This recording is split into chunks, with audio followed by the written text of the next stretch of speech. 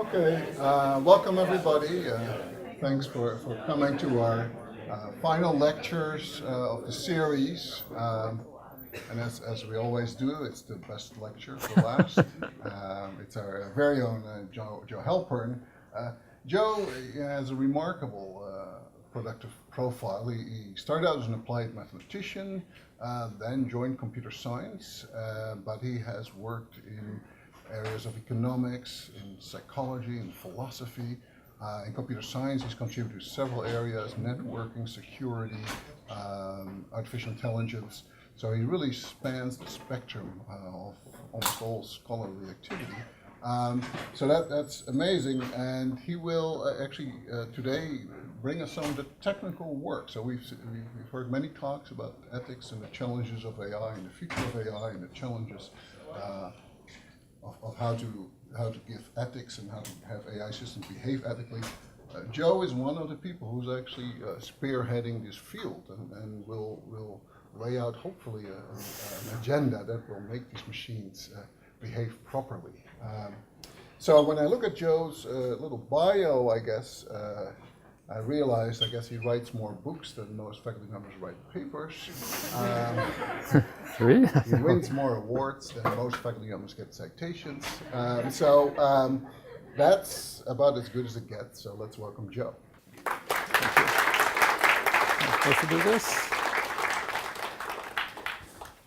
So I feel like I should lower expectations. Having sat through all the other wonderful talks we've had so far, and there were like just wonderful videos and little kids hugging robots, and this is like a technical talk. So I'll try to make it as accessible as possible. But the point of this talk is that it's hard to define things carefully, and to get into that you have to look at the definitions. But let me give you some background. So what exactly is moral responsibility and intention? So when I started looking at this, it's frightening. I do a web search on Amazon and just put in moral responsibility. So how many books have moral responsibility in the title? And I gave up when I got to 50. You go to the Cornell library and there are shelves of books that have things like moral responsibility in the title. So people have looked at this a lot, but what they haven't done very much is actually try to define these notions. So I'm not a philosopher, but occasionally I have to read philosophy papers. And the trouble with reading them in some cases, I feel like as I read from paragraph to paragraph, the definition is shifting under my feet. What it meant in paragraph 1 is not quite what it means in paragraph 3. And the trouble with that is if we're going to build computers and we want them to be ethical, whatever that means, we're going to have to sort of build into the computer some notion of what it means to be responsible. We have to have a precise definition. You can't be fuzzy when you're writing code. So the point of this exercise is to try to be a bit more formal, and it's hard. In the process of writing this paper so far, I've sort of come up with 3 definitions, each of which I thought was the right one and discarded it for the next one. I've been through this game before, and the real trouble is that it's very hard to prove a theorem saying you have the right definition. So it is slippery. Let me just give you a sense of what's going on, but I'd say, why do we care? So we're building autonomous agents. They're going to have to make moral judgments, and I'll talk about this later. Germany recently proposed a code for driverless cars. The proposal, they didn't pass it yet, but they're actually starting to talk about legislation. The proposal specified, among other things, that a driverless car should always opt, if it has a choice between injuring people or damaging property, it should damage property, not injure people, which seems very reasonable on the face of it. But there's this slight problem that suppose, now we're building an autonomous vehicle that has lots of data. It can calculate probabilities, or at least frequencies. And it says the probability of $100,000 property damage is 0.999, and the probability of a minor injury is 0.001. How does it make that trade-off? I mean, if you just read this, that you always prefer property damage over personal injury. The trouble is, in the real world, it's not a choice between definitely having property damage and definitely having personal injury. These things are attached with likelihoods, and you have to make trade-offs. But the law isn't very good about making trade-offs, and this particular law didn't discuss trade-offs at all. So if you think this is just a minor issue, think about you're building an autonomous vehicle, and you're caught in traffic and you want to pass the car in front of you.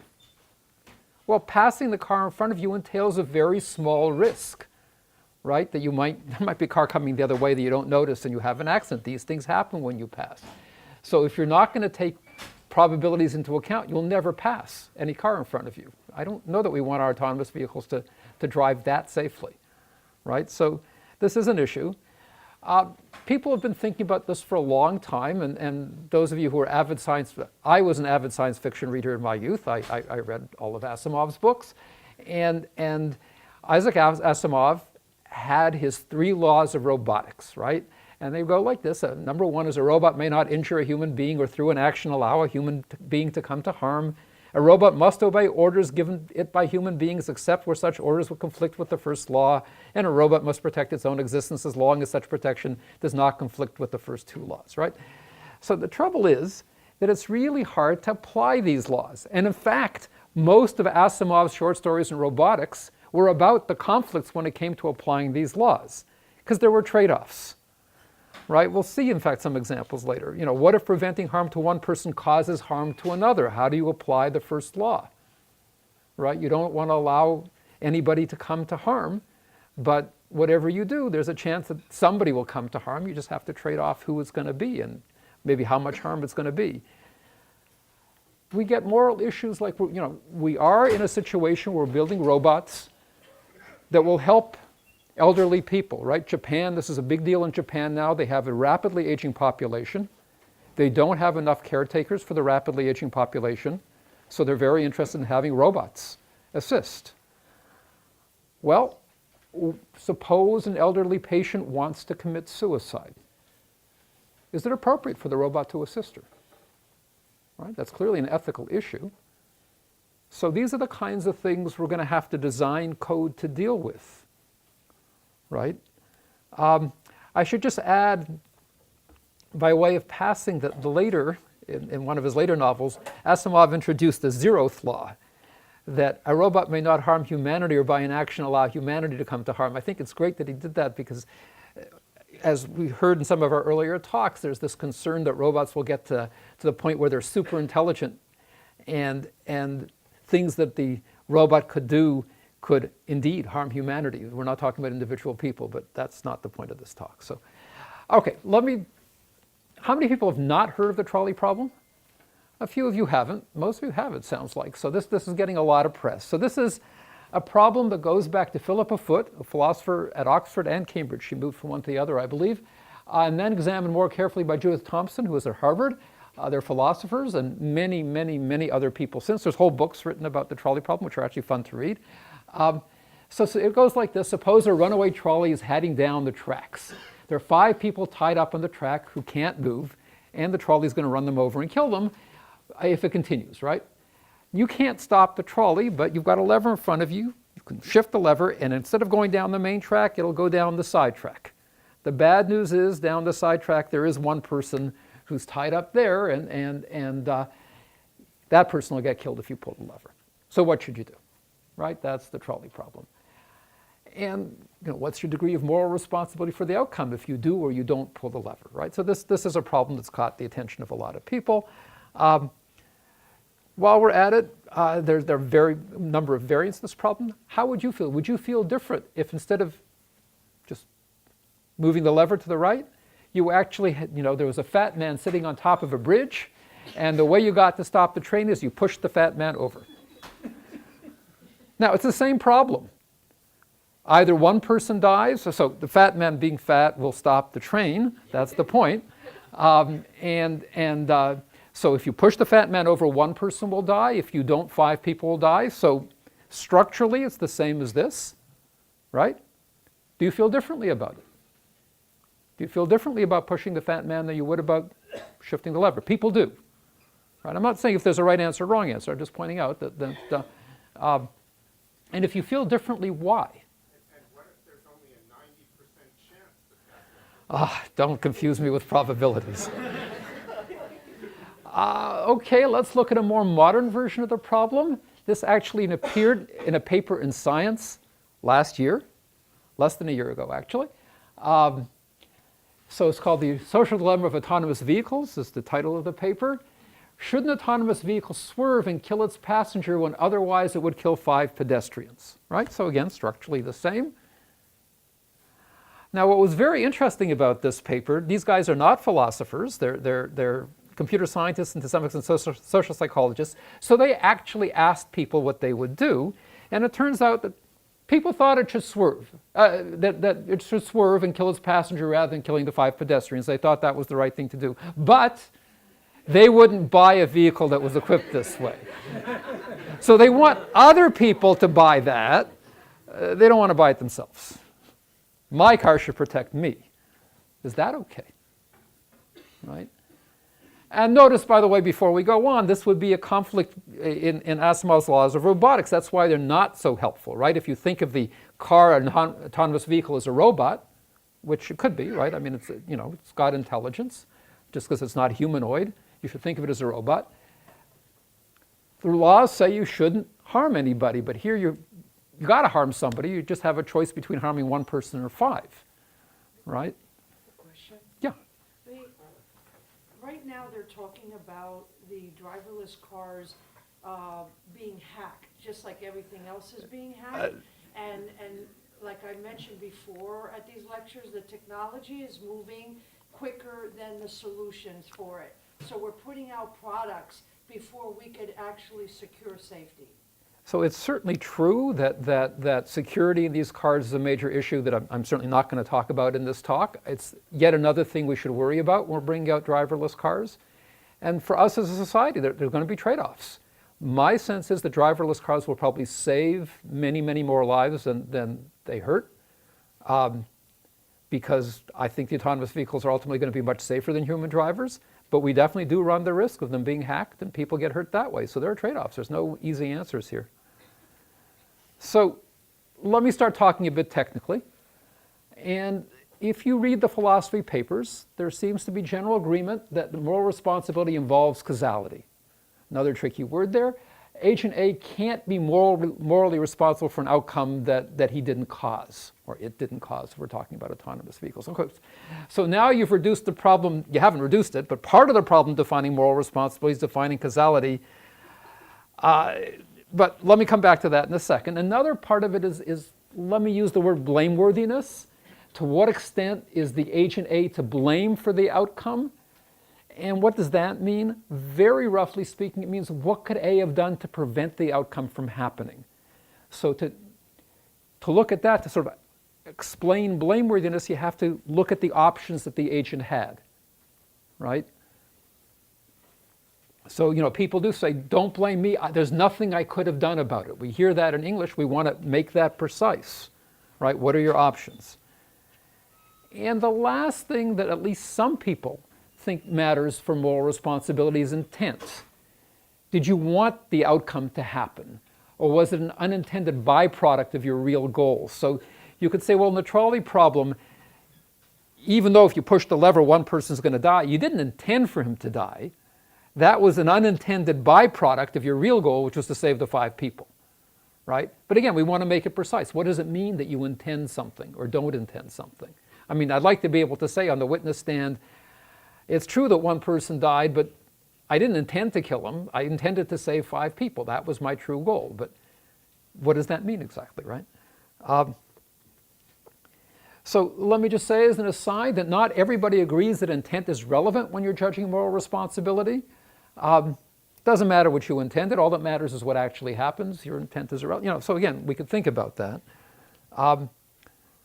Okay, let me start talking about the first point, which I could give quite easily a whole talk about, which is causality. The literature considers 2 flavors of causality. There's what's called type causality. That's like smoking causes cancer. Statisticians look at that a lot. Causality is not correlation, so we want to say we know that smoking is correlated with cancer, but we want to say more that it's a cause. What does that mean exactly? The other kind of causality, if you like, is token or actual causality, and that's like the fact that Willard smoked for 30 years caused him to get cancer. So token causality looks at a specific person rather than sort of general statistically smoking causes cancer. So for moral responsibility, we care about token causality because we're typically looking at, are you responsible for this outcome? So we're talking about an individual person. To give you a sense of difference, I can say something like, well, it's true it was pouring rain last night, and it's true I was drunk, but the cause of the accident was the faulty brakes, which is why I'm suing GM. So notice in this case, this is token causality. I'm saying in this particular case, the cause of the accident was the faulty brakes. As far as type causality goes, we know in general that lousy weather causes accidents. Like tonight, there are probably more accidents than there were the night before. Drunk driving certainly causes accidents, but I'm trying to say in this particular case, those weren't the causes. So although we have type causality, and that's not the actual cause in this case. What exactly does that mean? So the intuition that people have used to capture token causality depends on what are called counterfactual, statements that are counter to fact. Now, it sounds like a big word, but I claim you're all used to thinking this way. The idea is to say that A is a cause of B if, had A not happened, B wouldn't have happened. Okay, that sounds like a lot, but again, think about the drunk driving example. I want to say it's not the case that my drunk driving was the cause of the accident. Even if I hadn't been drunk, I still would have had the accident. It's not the lousy weather that was the cause of the accident. Even if the weather had been great, I still would have had the accident. It's the faulty brakes that are the cause of the accident, because if the brakes hadn't been faulty, I wouldn't have had the accident. I drive great when I'm drunk. Okay, so that's where the counterfactual comes in, and that's the kind of reasoning you have to do for causality. You have to think about what would have happened had this not happened, right? And in fact, in the law, the notion of causality comes up all the time in the law. And the notion of causality used in the law is exactly this notion of but-for causality. So, you talk to lawyers, they will tell you about but-for causality. The trouble is, lawyers also know that but-for causality is not enough. It doesn't work. So let me give you an example of where it doesn't work. This is an example due to a philosopher named David Lewis, but there's lots and lots of examples in this spirit. So both Susie and Billy are both throwing rocks at a bottle. They're both great shots. They both would have hit the bottle, but in fact, Susie threw a little bit harder or threw a few milliseconds earlier, it doesn't matter. So it was her rock that hit the bottle, and the bottle shattered. Now, most of us, I think, would say that Susie is a cause of the bottle shattering and not Billy, despite the fact that Billy threw. His rock didn't hit the bottle, so he's not the cause. Are we together? Okay. The trouble is, if you think about the standard but-for definition, the one they use in the law, had Susie not thrown, the bottle still would have shattered. It doesn't work, right? Unlike the case with the driving where I say, well, had the brakes not been faulty, I wouldn't have had the accident. It's the brakes. Here it's not the case. I want to say Susie is the cause, but she's not a but-for cause. Had Susie not thrown, the bottle would have shattered anyway. Billy would have shattered it. Does that make sense? So getting a good formal definition of causality is hard because you have to you have to be able to deal with examples like this. And trust me, the philosophy literature has hundreds. Every time somebody tries to propose a definition, a bunch of philosophers get to work, write a paper saying, that won't work, here's an example. I speak from experience having been on the other end. Lawyers have it even better. All the examples that the philosophers come up with, there's case law. And, we can't, so-and-so shot somebody else, somebody poisoned him, but somebody else shot him. He died because of the shot. This really happened. And we want to say the shot is the cause, not the poisoning. And it's exactly this kind of thing. Because even if the guy, so I was at a workshop about a year and a half ago. I was like the token computer scientist, and there were all these philosophers and lawyers, and they were playing us a cassette tape of a Supreme Court case where the justices were trying to decide, it went all the way up to the Supreme Court where the justices were trying to decide causality, and it was a case of a drug dealer, somebody who died of a drug overdose, but he had a very bad heart condition and would have died a couple of days later.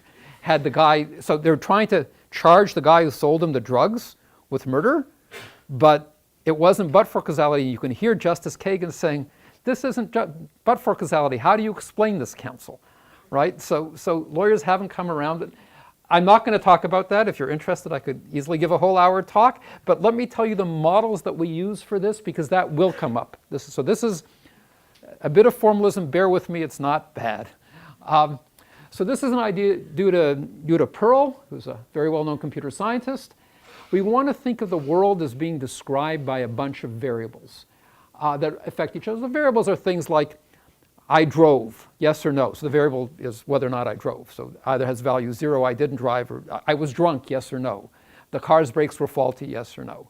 Right? I mean, the variables could have a lot more values. I mean, it's not, things aren't always 0, 1. But so think of variables that have some set of possible values, and the variables affect each other.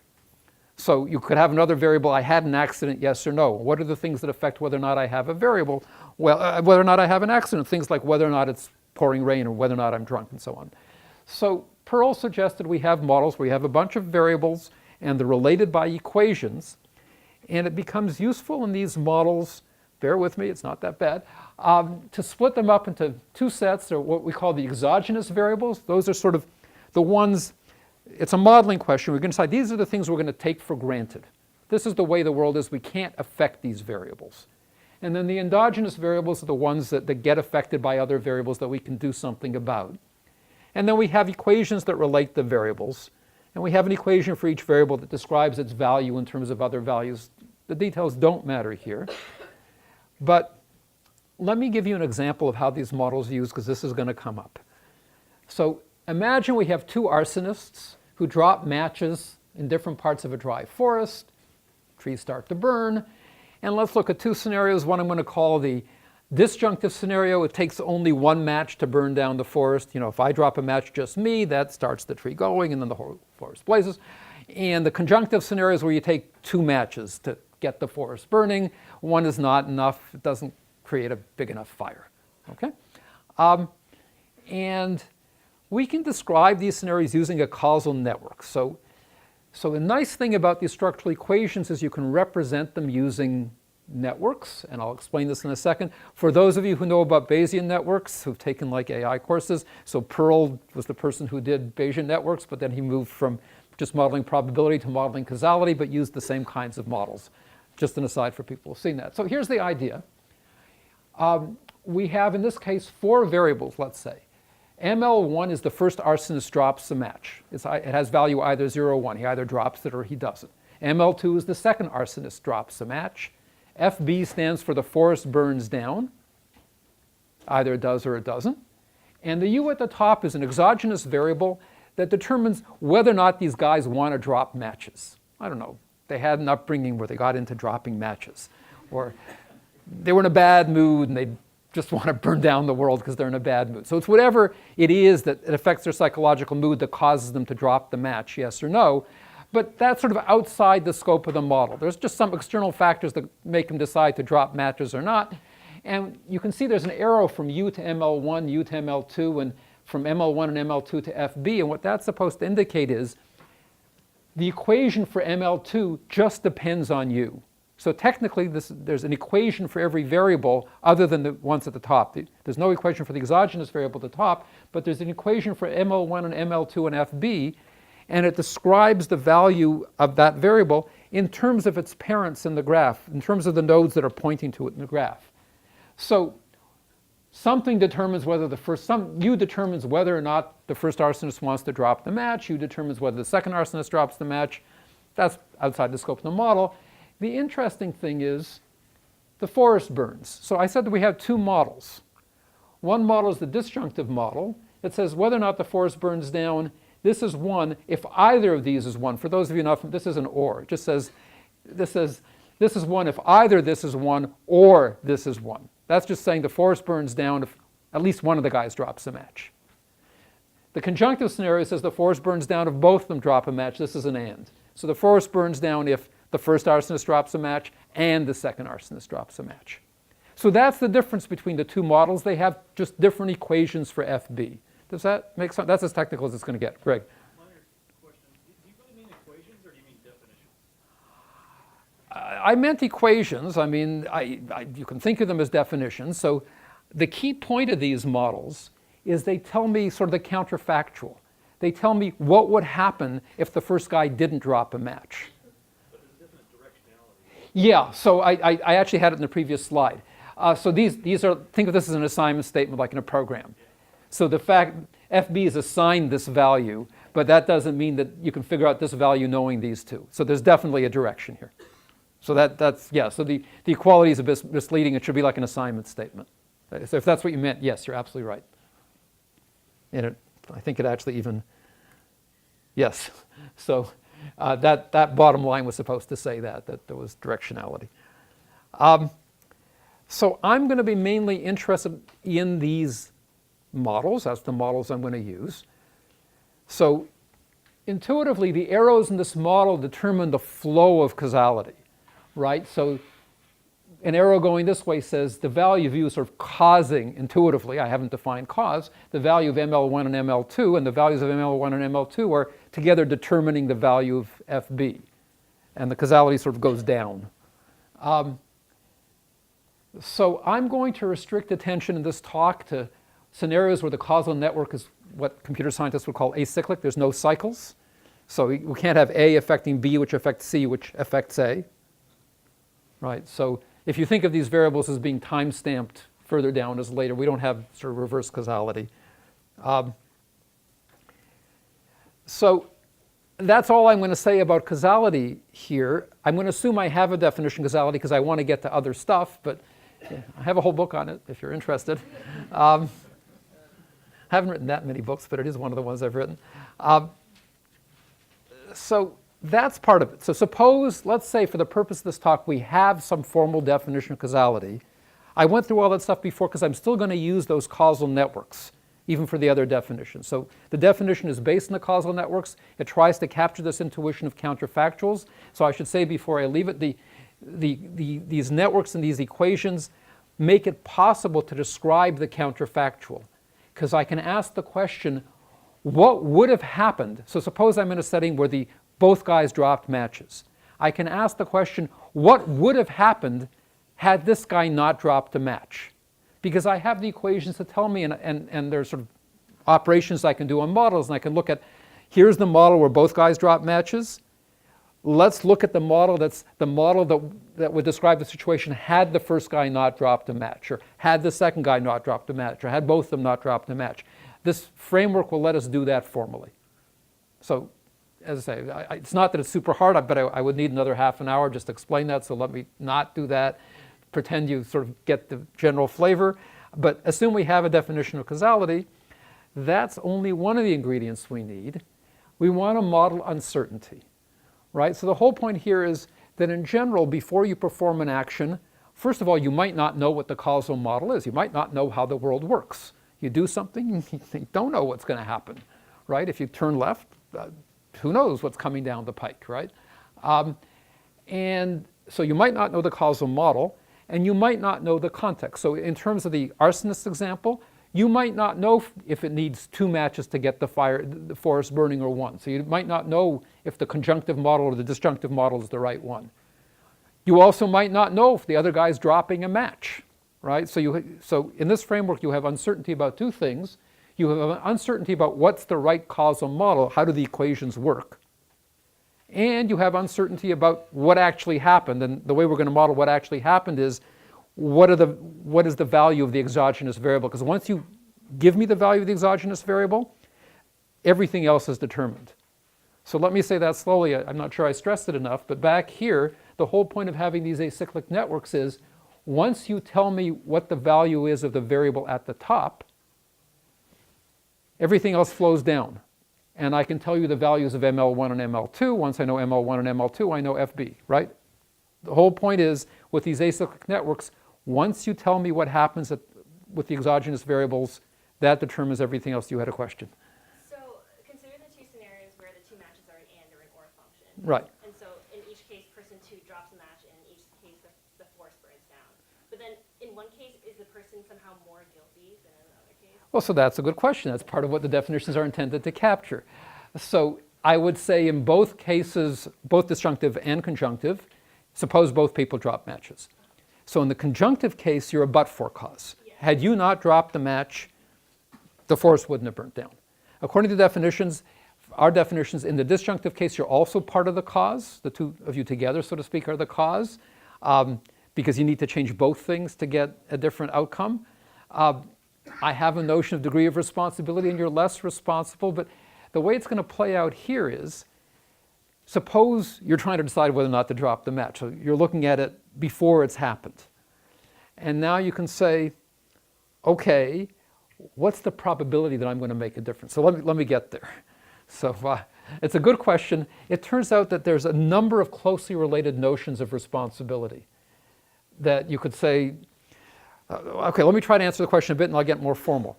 So think about a vote where it's 11-0 versus 6-5.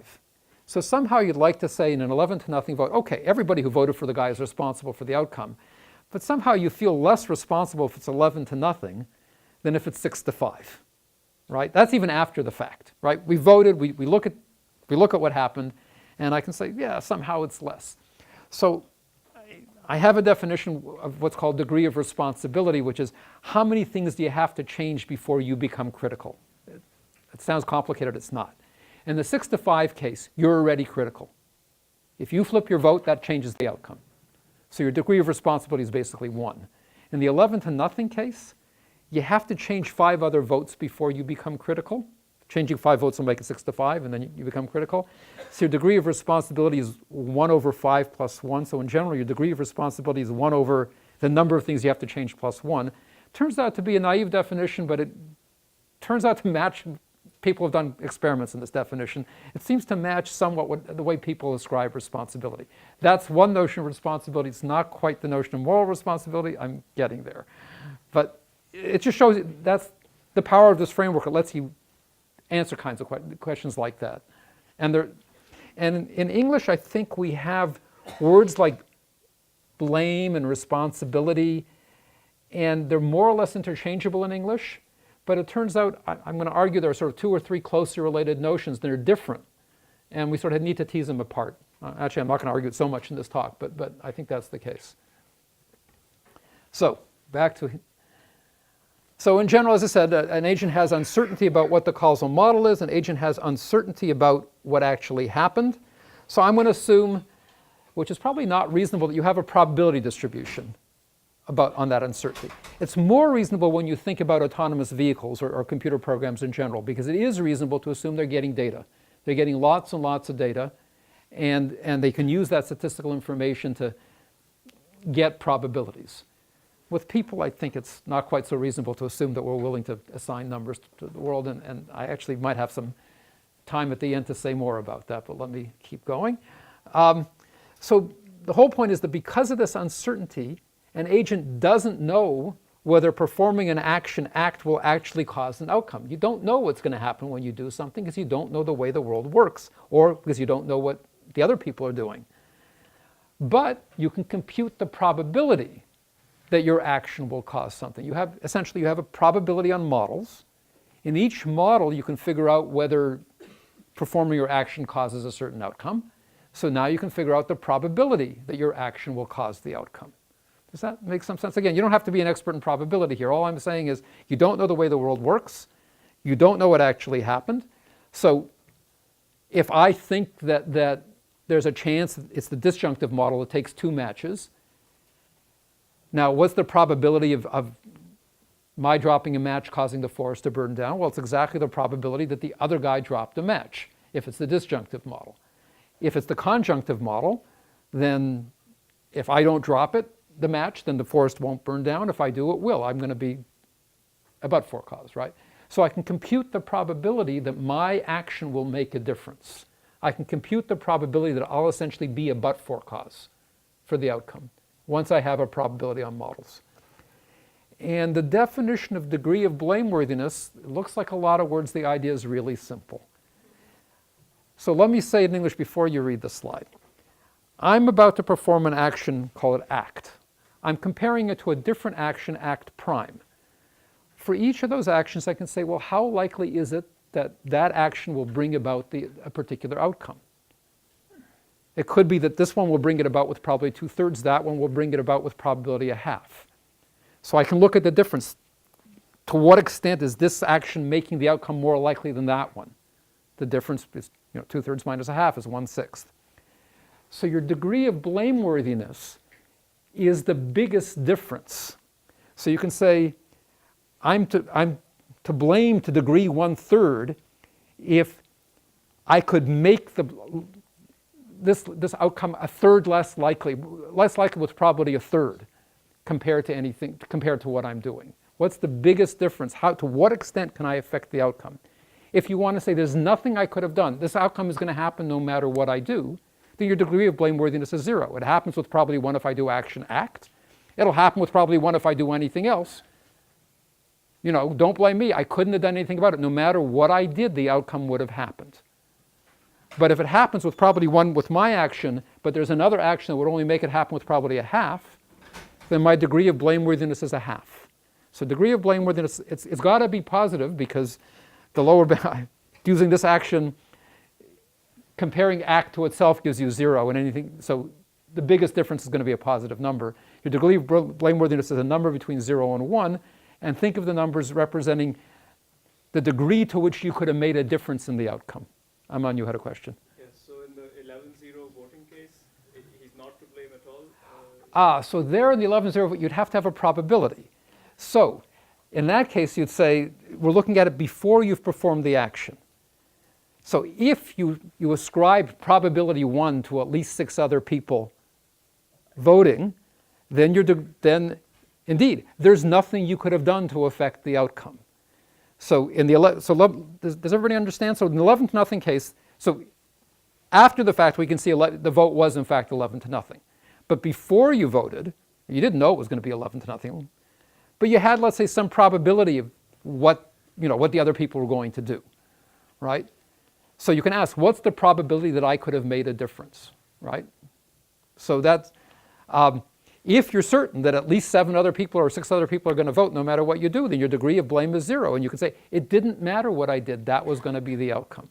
And this actually comes up in Senate cases, when people are sort of willing to vote for something if they know it doesn't, or actually willing to vote against it if they know it doesn't make any difference, because they want to be able to look good to the folks at home. I didn't vote for it, but I didn't vote for it because my party assured me that it was okay not to vote for it because they already had enough votes, so it was okay, right? So people do think about things like that. So in that case, the degree of blame is exactly the probability of 5? In the 11-0 case, yes, it would be the probability of 5. In general, it's more complicated, but yeah. So again, intuitively, the degree of blameworthiness measures the extent to which performing an action other than the one you're contemplating doing can affect the outcome. Now, it sounds really straightforward. It's not quite so easy. And so let me point out some issues.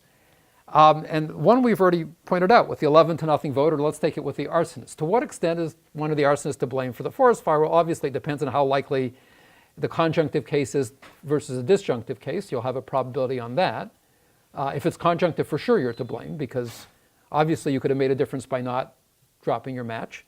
How likely is the other arsonist to drop a match? But suppose each arsonist thinks that with high probability we're in the disjunctive scenario, so all you need is 1 match. And I'm also almost certain that the other guy is going to drop a match. So that says that each one has a low degree of blameworthiness according to this definition. And you might say, well, that's weird. So here there's 2 arsonists, and both are maybe even correctly convinced that almost certainly the other guy's going to drop a match. So therefore they both drop matches, and they both say, nothing I could have done, the other guy was going to do it, right? And so the other thing I'm looking at now, but I'm just trying to point out that, that's why this stuff is not so easy, that between them, they were the cause of the fire, the 2 of them, right? And so although each individual has a low degree of blameworthiness, the group, the 2 of them together, have a very high degree of blameworthiness. And I think this is something we do in practice, that this comes up. So how many people have heard of the tragedy of the commons?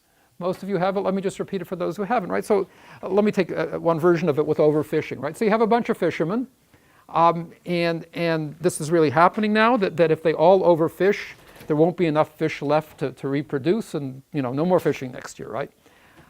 So obviously, if each of them is convinced that all the other guys are going to overfish, they might as well overfish too, because their family needs to eat this year. So there's no point in cutting back, because if everybody else overfishes, next year there's not going to be any fish no matter what I do, right? But together, we could do something different. So we can talk about, in this definition, what's the degree of responsibility of the group? The group has degree of responsibility 1. Clearly, they could have done something about it altogether. And I think that we as a society, sort of think about the interplay between individual responsibility and group responsibility. And again, I'm not answering the questions of I'm not trying to say what is the right thing here, but I am trying to say that this framework lets us look at group responsibility as well as individual responsibility, and that's something we need to think about. There was a question back there. Yeah, I think the tragedy of the commons and the arsons think about each other. Right. It's not what you call an acyclic network. The network in terms of causality is acyclic. What isn't there are sort of game theoretic concerns about what their beliefs are. So when I look at the network, I'm taking out beliefs. So you're right that I look in your eyes, you look in mine, and I'm pretty sure you're going to do it. You're pretty sure I'm going to do it, and that is cyclic. I'm sort of taking that out when I look at these networks, but I understand your point. So let me just say, I understand the point, and there are real issues when you bring up what I think of this as game theoretic concerns. That's a whole other layer when you're talking about societal things. It's just one of the many complications with this. So you do need to think about that. So this model is going to be acyclic if you take out the beliefs, but once you add the beliefs, you're right. There's a whole other set of issues. Question here. You could define the cost of not cooperating as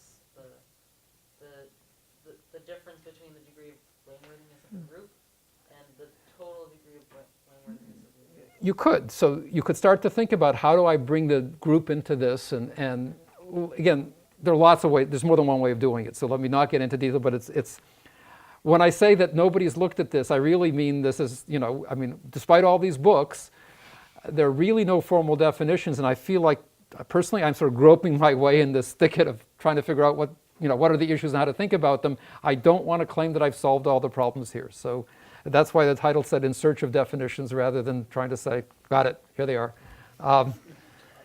Let me point out one other. So Paul, let me just do this, and I'll get. Here's another subtlety. So suppose you've got a doctor who uses a drug to treat a patient, and the patient dies, thanks to side effects due to the drug. And the doctor can honestly say, I had no idea that there would be these adverse side effects. So as far as his probabilities are concerned, the probability of him giving the patient this treatment, the probability of the outcome being death was essentially zero. He had no idea. Suppose the doctor's even telling the truth. But society might say, wait a minute, what if there were articles in leading medical journals about the adverse effects of the drug?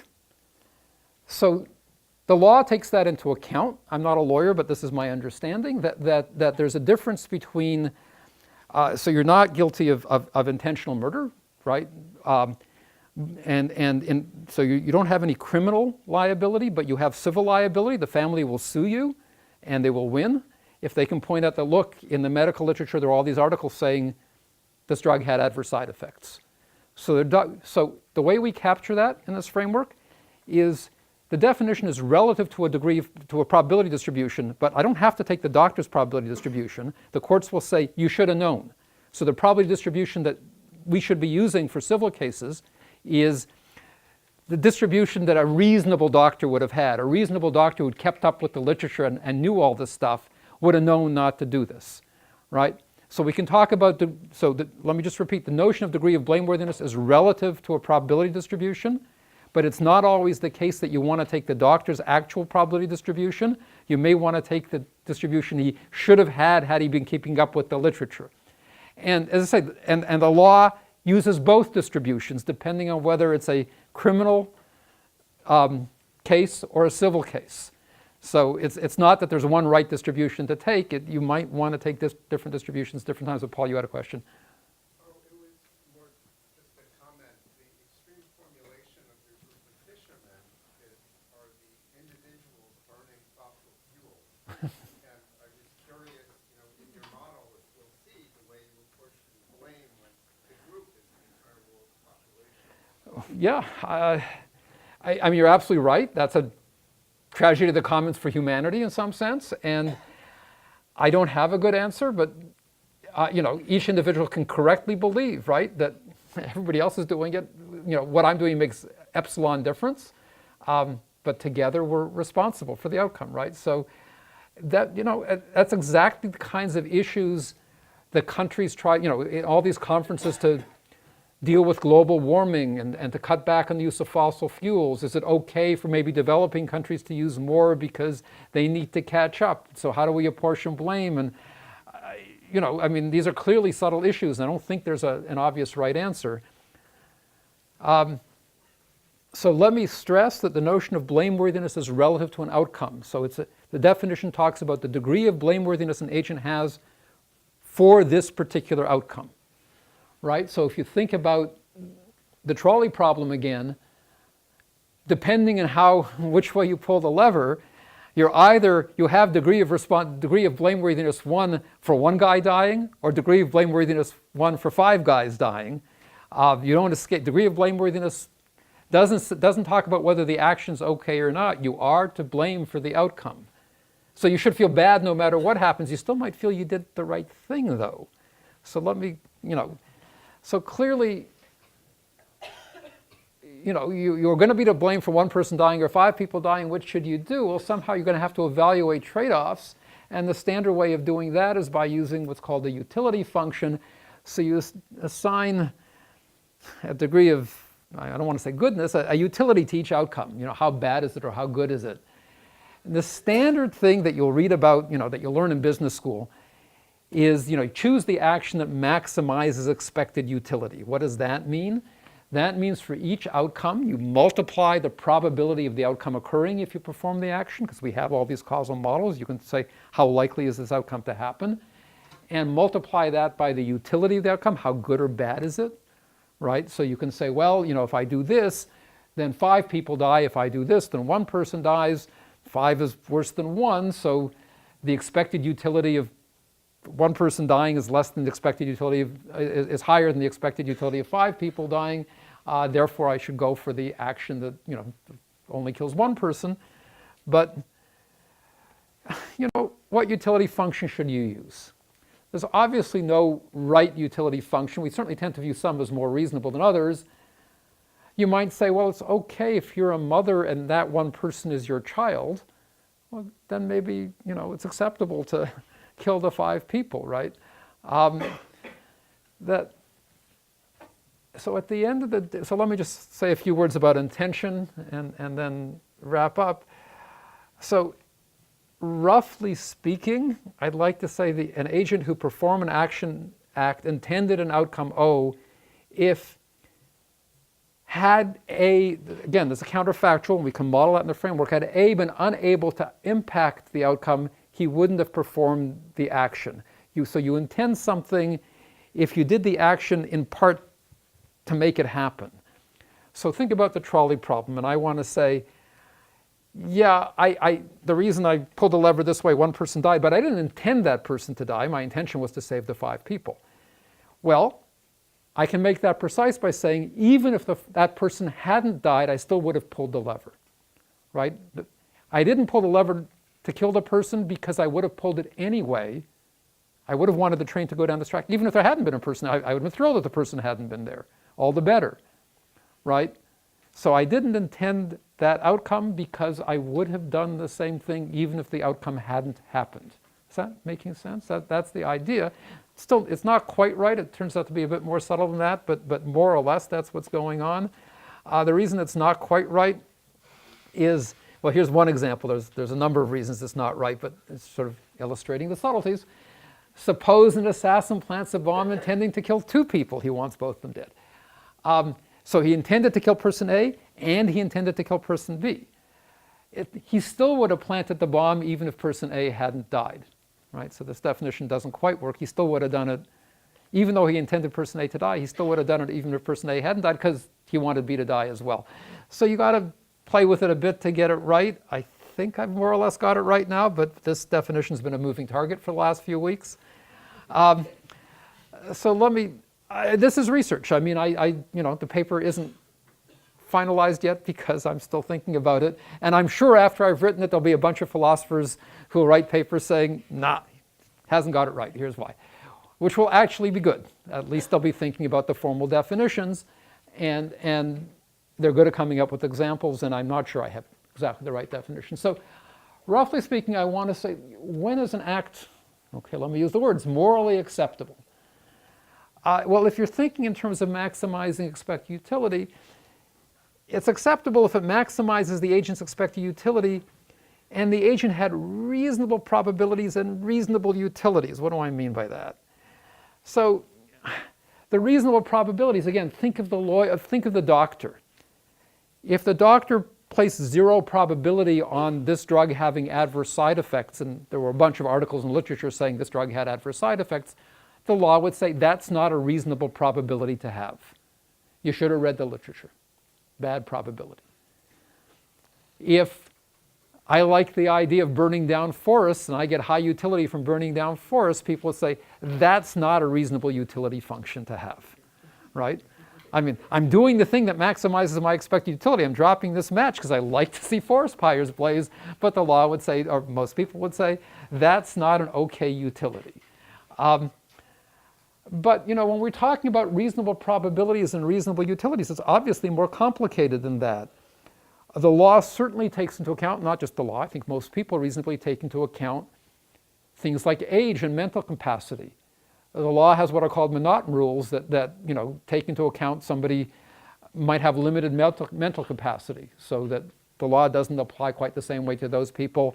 They didn't understand right and wrong. They didn't appreciate what was going on. Or think of little kids who don't appreciate the consequences of their actions. So you might say a little kid has a bad, I think my teenagers occasionally have very bad probability distributions over outcomes, but we're willing sometimes, what I remind myself, willing to be a bit more reasonable because they're only kids after all, right? So what counts as reasonable? Also, when we talk about reasonable, we do, and this is where the computer science comes in, might want to take into account computational limitations. That it's hard to figure out probabilities, right? I mean, you might intuitively, perfectly reasonably not have the right probabilities because it was hard for you to figure them out, and we'd let you off for not, I mean, it's one thing to say the doctor should have read the literature, okay, if it's in a major journal, but if it's an obscure journal, maybe not. If it's hard to figure things out in general, I mean, what are the odds of something happening? Maybe you calculated it wrong. We'll let you off the hook if it's a hard calculation, at least to some extent. When I talk about emotional state, I mean, obviously, in the heat of the moment, if you have to make a decision right away, you might make a bad decision because you might calculate the utilities and probabilities inappropriately. And again, we let you off there. So when we're making moral judgments about acceptable actions, it's clear we're not necessarily, when it comes to people, not necessarily taking into, we do take into account things like computational limitations and emotional state. And of course, as I say, you can be held blameworthy for an outcome even if the action's acceptable. So I want to distinguish blameworthiness from acceptability. You might decide it's acceptable to kill one person to save 5, but you're still to blame for the one guy dying, right? But now let's talk about an autonomous vehicle, or in general, an autonomous agent built by a computer scientist. In some ways, things get easier. Because, first of all, a computer scientist asks the computational question, if this program is supposed to decide what's the right thing to do, how hard is it to compute? And the answer is these computations are not hard. Once you have a probability and utility, calculating degree of responsibility and so on, degree of blameworthiness, that's not that hard. So the hard part is giving the agent the right probability and the right utility. Well, the right probability, that part is relatively easy. Probabilities can, our autonomous agents are going to do much better than we are. They're going to have lots and lots of data and access to lots of data. So they'll be able to calculate probabilities, I think, at least as well as people. The hard part is the utilities. And this is not a talk that's going to give you answers. How do we give an autonomous agent reasonable utilities? And it's a question that some people are starting to think about. Bart Selman and I are part of this grant, a large grant from the Open Philanthropy Foundation. And the PI of that grant, Stuart Russell of Berkeley, is looking at what he calls the value alignment problem. And that's the problem of getting artificial agents, autonomous agents, to learn utilities from data, and the alignment part is you want their utilities to align with those of people, right? So you want the values of the systems we build to be the same as the values of people. That's hard. Let me, just watching humans might not reveal good behavior. There's a bunch of recent experiments that show that. On the course website, I actually pointed to a paper that appears in Science in the last couple of weeks where we have agents looking at data, of people talking, and the agent correctly deduces, doesn't correctly deduce, sees that these people, the data is exhibiting all the behaviors we expect in terms of racial discrimination, not treating women, not treating women as well, that if you're learning from data, you'll learn maybe to treat women badly, because there's lots, if you look at historical data, that's historically what happened, right? That it's not clear we want our agents to learn from data, because the data might just get our agents to perpetuate all the bad things we've done up to now, right? So this is a hard problem, and again, just watching people aren't always as moral as we would like. So again, just watching what people do and learning what people do doesn't necessarily translate into their, the values of the system aligning with what we want them to be aligned with, right? Listen to what I say, don't do what I do kind of thing, right? So let me stop by saying I don't want to pretend that I've solved any problems, so if you're hoping to come to this lecture to see how we should do things, I'm sorry. I think the formal definitions are really important. So I will say, I don't think I've nailed the definitions yet. It could very well be if I gave this talk in a month, I would give you slightly, well, I haven't really gone into technical details of the definitions, but if you had forced me to give you the technical definitions I give you in a month might be different from the ones I would give you today. Certainly, the ones I'm giving you today would be different from the ones I would have given you a month ago, so this is definitely ongoing research. That said, I feel very strongly that we need definitions. We're going to have to build them into our systems. We can't have serious discussions unless we know what we're talking about, and the formal definitions force us to make precise what it is we're saying. And I actually feel pretty strongly that the basic framework of thinking in terms of these causal models, where you're sort of forced to write down how one variable affects another. Now, we might disagree about what the causal model is. So lawyers have asked me, if we ditch the but-for definition and go with your definition of causality, that doesn't mean that lawyers are out of a job. What will happen is that different lawyers will start arguing, it turns out that the definition of causality and all these definitions are relative to the model you build. So if you build a lousy model, you're going to deduce from your model that A is a cause of B. Somebody else will come up with a different model. A is not a cause of B, right? So these definitions, even if you agree on the definitions, don't give you the answers, because they don't even tell you what is the right model to describe the world. So even if all the lawyers in the world accept our definition of causality, forget about the rest of what's moral responsibility, all these definitions matter to the law, different lawyers can disagree about the model. So we have in one of our papers some guidelines as to what constitutes a reasonable model, but you can definitely have disagreement, but at least you agree on what you're disagreeing about once you have the formal definition. So I really, the bottom line here is that it's a plea for getting good formal definitions. In English, when we use words like responsibility and blame, they have at least 2 or 3 different flavors, and you can distinguish using these models 2 or 3 notions that are all reasonable. It's not that one is right, the other one's wrong. And since this is the last lecture, I'll take the liberty of having a final slide that says, look, this talk hasn't said anything about how we decide what counts as reasonable or acceptable. I doubt we'll get universal agreement. I remember talking to somebody about it, said almost any law that you think is, everybody ought to agree with this one. Thou shalt not kill. Certainly there are times when people do kill. We honor people who kill in times of war. Okay, you shouldn't kill except for war.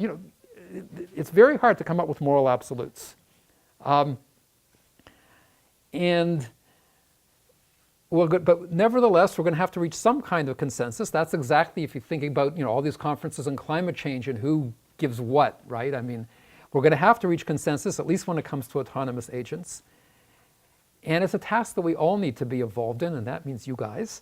And pretty much all the ethical and social issues that we discuss in this course are subtle and complex. I mean, so I try to hint formally at some of the subtleties and complexities. And we're going to need informed citizens to make good decisions. I don't think we can leave this to experts. These are not, these kinds of decisions are not, rocket science where the work is building the rocket. These are decisions about, what kinds of autonomous agents do we want? What do we think how should we build them? What values are we going to instill them with?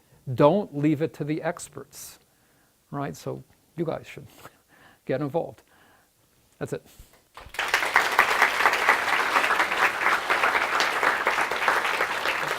So I guess we have a few minutes for questions. I should say that since it's the last talk, all the talks in this lecture series are on the course website. If you look at CS 4732, you can find, except for mine, it isn't up yet, but mine will be up in about 3 or 4 days.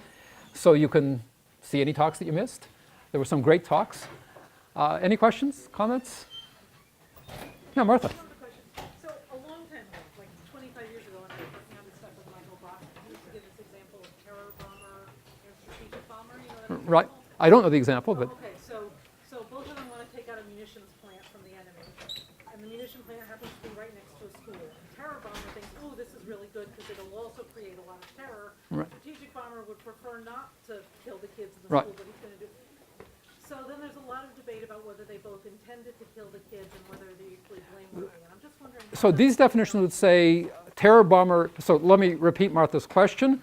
So there are two types of bombers. There's the terror bomber and the strategic bomber.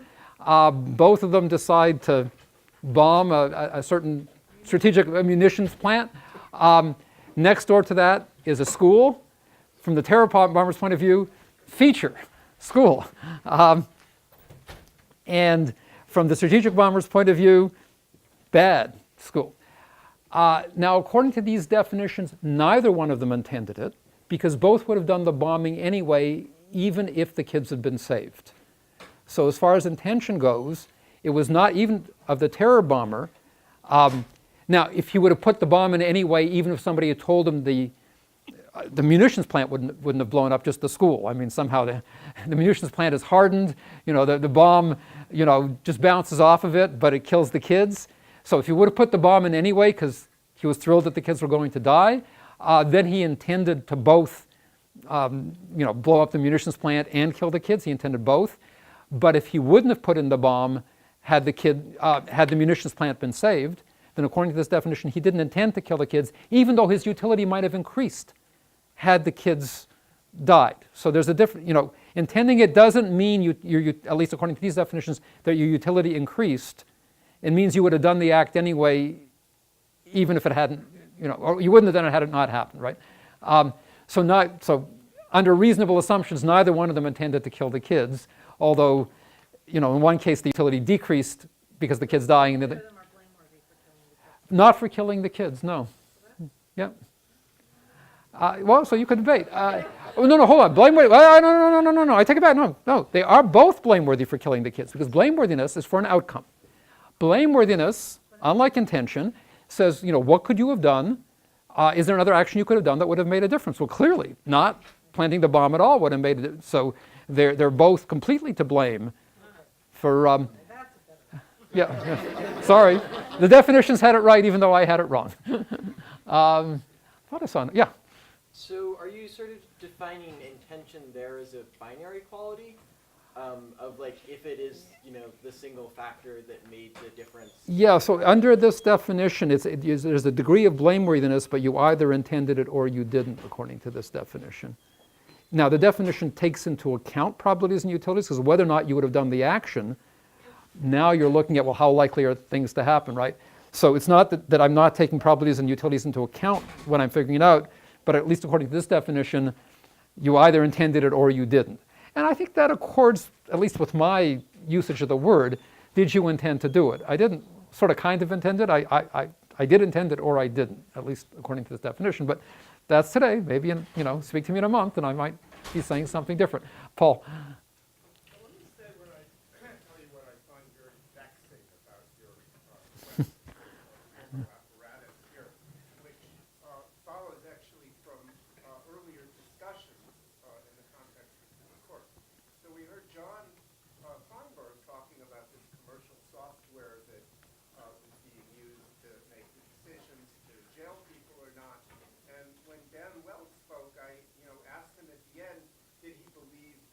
be any government regulations for all of this. And he said basically no, we should let the technology companies go the direction they like. And as you know, I'm not a Luddite, but what we can easily foresee happen here in the case of autonomous vehicles is all of these algorithms will be implemented in a black box over which we have no say whatsoever, and unlike the doctors, nobody's going to expect them to read your paper.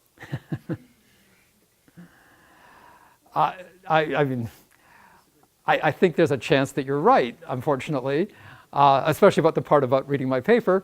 But we are.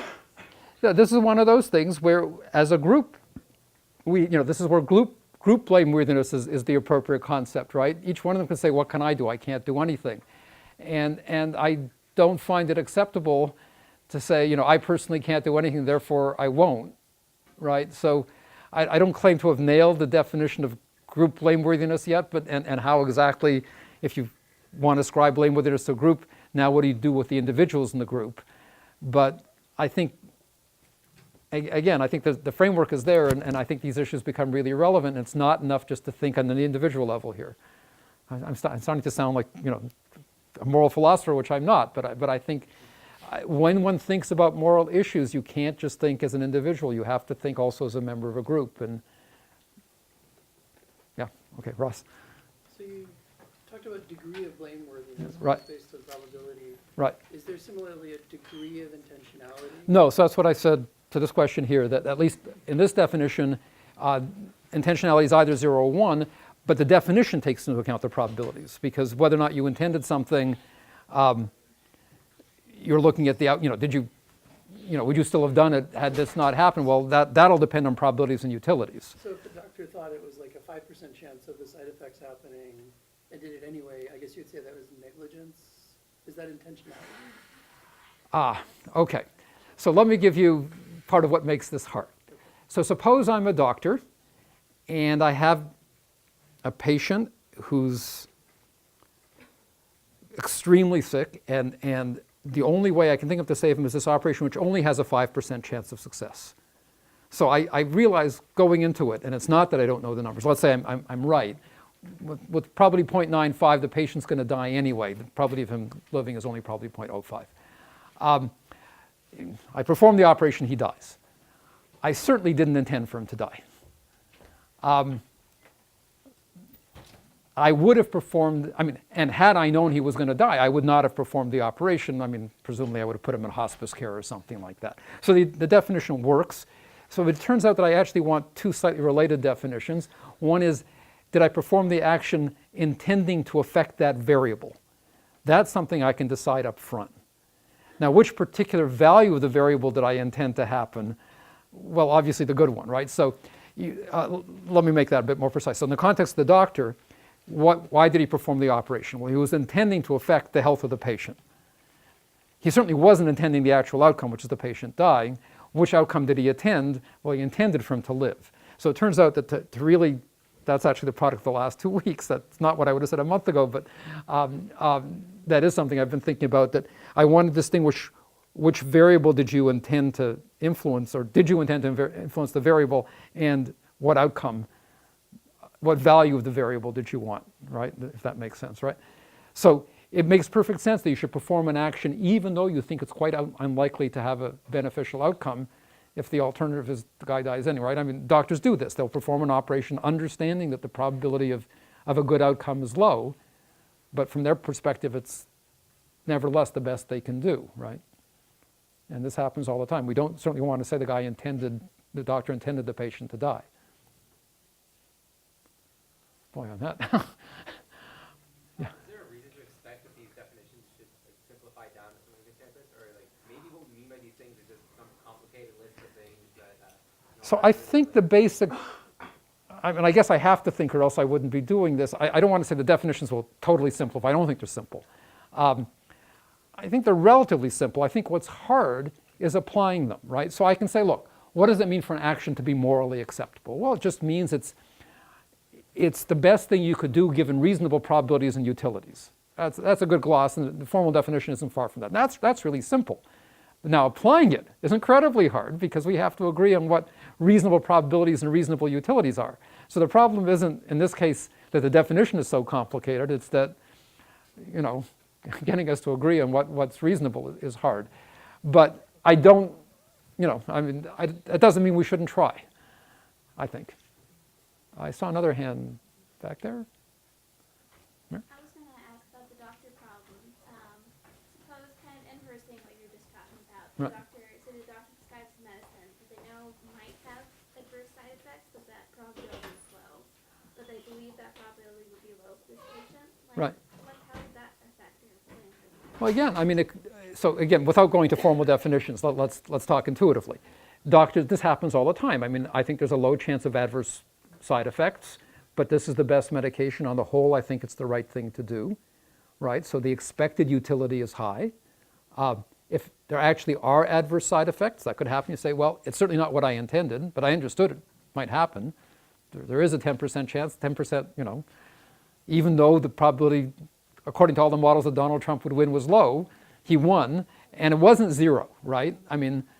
So did you intend that outcome? No. Are you blameworthy for the outcome? Yes, because had you done something else, maybe that outcome wouldn't have happened. Is the action morally acceptable? Yes, because, at least under reasonable assumptions, it was the best thing you could have done with a reasonable probability and utility, right? So yes, yes, and yes, right? Even though you're to blame for the outcome, it was still a reasonable action to do. So, Anna, is that the... Yeah, so you mentioned there's something else, like there's something else you can do, and in some of the examples you presented, there always seem to be two options, either you strangle up or... Right, yeah. Is there like a concept of like exploration, like where it's like, hey, maybe there's a third option, Of course, in the real world, things are much more complicated. So everything is relative to a model. So these models, if you want to allow an option of exploration, you're the modeler, you get to decide what the space of possible actions are.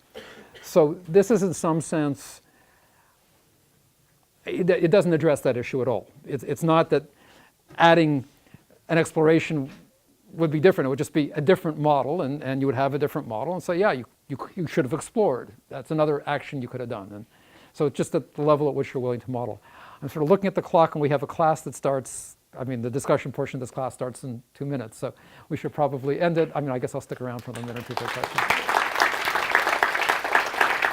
So, thanks for coming to the course. This is it.